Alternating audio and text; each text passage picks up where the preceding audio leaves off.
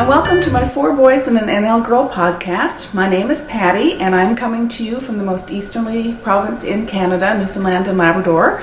I am at almost the most easterly point in the province, and which means I'm at the most easterly point in North America. I live on an island about 6 hours off mainland Canada, and it is a miserable, rainy day today. I am so disappointed. We're losing all of the wonderful snow we had last week in our blizzard that we did end up getting over the weekend, and now it looks like we're going to have 2 or 3 days of above zero weather with melting before we go back to the freezing zone again. So I'm very upset about that. I'd like to welcome all of you here this afternoon. I am taping in the afternoon today for a change instead of the morning. Special welcome to anybody who's new and coming to visit for the first time. Thanks so much for joining me. And a huge welcome for any of you that are returning for the second, third, or more time. I really appreciate having you join me on my podcast, and I hope that you have a chance. My podcasts are fairly quick, less than half an hour, and I hope you get a chance to grab a cup of tea or coffee, maybe some knitting, and settle in and watch so we can have a little talk for a few minutes. The first thing I'm going to talk about this afternoon are finished objects, and I have 2 finished objects to show you today, and neither one of them are sewing, or at least neither one of them are machine sewing, though one of them is hand sewing. So last week, if you had seen my podcast, I showed you a cross stitch that I was working on from this Cross Stitcher magazine.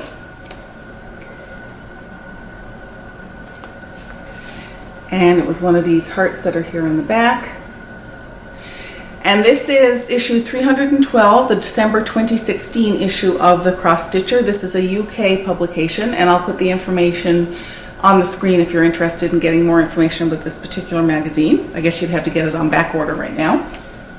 Anyway, I finished my little heart, and I'm thrilled with it. Now, I will put in a picture if this doesn't come out properly, but there, hopefully the camera is going to focus on that. That's my little heart. So I finished it by machine. I sewed it to just a piece of blue felt on the back with some red ribbon to use for the hanger.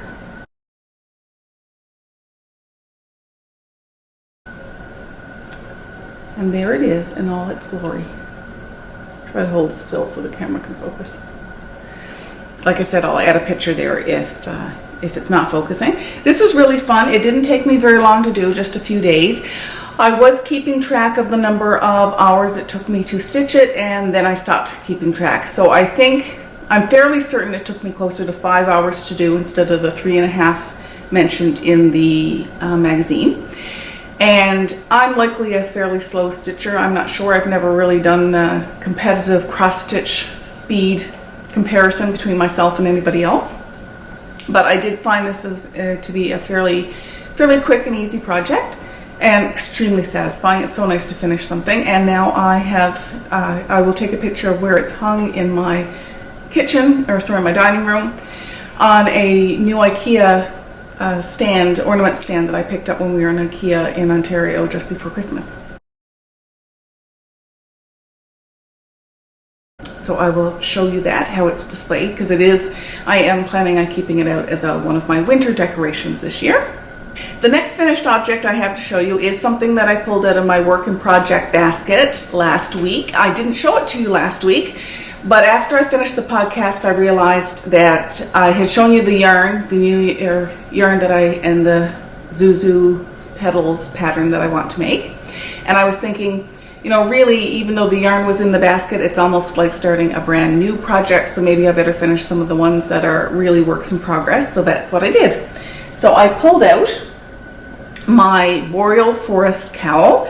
This is my first attempt at color work, and I'm calling it a finished object even though I don't have all the ends sewn in, because it's my podcast, and I've decided that it's a finished object even though all my ends aren't sewn in, because I just finished this about 45 minutes ago because I wanted to show it on the podcast. This is a pattern that came from Helen Stewart's Knit Vent 2016 pattern collection. So if you're interested in it, I will put that information up on the screen, and you can gain access to the pattern. I think you can I don't know if you can buy it singly or if you have to buy the whole pattern. It is a paid pattern collection. So I had done that before Christmas, and it's also, like I said, my first attempt at color work. So first of all, here is the cowl. Hopefully the camera's focusing on all those gorgeous little trees. Aren't those beautiful? So I'm very pleased with that. This goes, in fact, I brought out my little, this is a present, and I brought out, my little fake head and hat. You may remember, this is a Tin Can Knits hat. Can't remember the name of it offhand, but I'll put that on the screen, that I finished in this teal color. And the idea was that this cowl it's part of a set that's going to go to a friend of mine. So give you some sense of how the cowl, hopefully that's focusing, the cowl and the hat go together. And then I wanted to turn it inside out, my cowl inside out, because as I said, this is my first attempt at color work. And I'm pretty pleased with how neat the inside turned out. So this is the interior of the cowl. So I'm quite pleased with that. I think all the running stitches look very woven in neatly. The cowl is nice and stretchy, so I didn't do it too tight. If anything, I wouldn't say it's loose, but it's definitely not on the tight side. And I tend to be a bit of a loose knitter, so that's not surprising. And here's Bella. Hi, Bells. Bella thinks I should be paying attention to her and not taping a podcast. It's okay. I feed the birds every day, and the cats are quite interested in, of course, watching, aka hunting, the little birds that are outside. And I think perhaps one of the bigger birds, one of the blue jays or something, just came by, and now she's all agitated because she can't get out there and catch it, because Bella is definitely the birder of the family. So that is my Knit Vent Boreal Forest cowl that I am very pleased with. As you can see, I have innumerable ends to sew in after my color work jaunt, but that's fine. I'll get that sewn in, and then I have one more thing I want to knit before this package goes in the mail. I need to finish a men's hat, and once I get that done, then I can put that parcel in the mail, and that'll be kind of a nice winter/birthday present that I'll be sending off. I had forgotten last week to talk about mine and Sandy's Crafty Winter Make-Along. So I'm sorry about that, Sandy. I didn't mean to forget us. So Sandy over at the By the Lakeside podcast and I are hosting a winter make-along, and we're encouraging anybody who's making all the things, so sewing and cross-stitching and knitting and all the crafts that you can think of, we're accepting in the Ravelry thread that both Sandy and I, or each of us, have a Ravelry thread for the Crafty Winter Make-Along. So if you're interested and you want to join and you're posting on Ravelry, make sure you post under my thread, the finished object thread, and certainly post in the chatter thread. I'd love to speak with you as well, because I can't really comment in the finished object thread.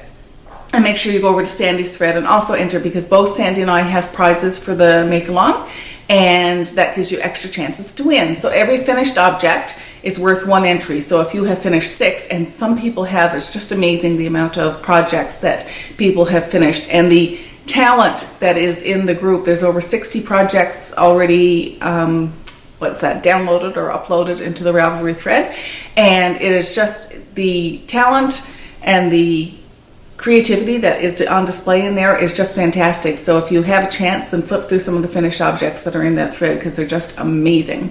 So, and thank you very much to everybody who is participating in that. It's great fun to have a make along and actually have people participate. Otherwise, I guess it'd be a bit of a bust.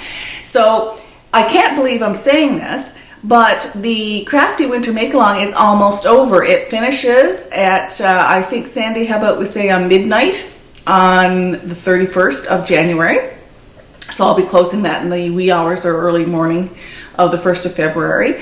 And so I'll actually be announcing winners on my next podcast next Thursday. I think that's a great time to announce winners. So good luck to everybody who's participating. If you haven't participated yet, then make sure you get your information posted there on the Ravelry thread before we close it up on the 31st. I can't believe it is almost the end of January that we've hit that stage. It's really been a fun make-along. I've really enjoyed seeing what everybody is making and posting.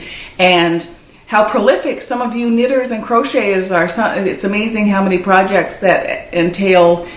People are posting 5 and 6 and 7 and 8 entries because they have so many things finished up, and that's just wonderful. It certainly gives me motivation to get some of my works in progress finished.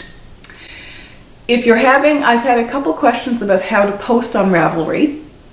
Unless there's a service where you can post directly into the thread that I think is a paid service on Ravelry, but if you want to learn how to post into the thread, you can either contact me or how I do it is I create a project in my personal project page.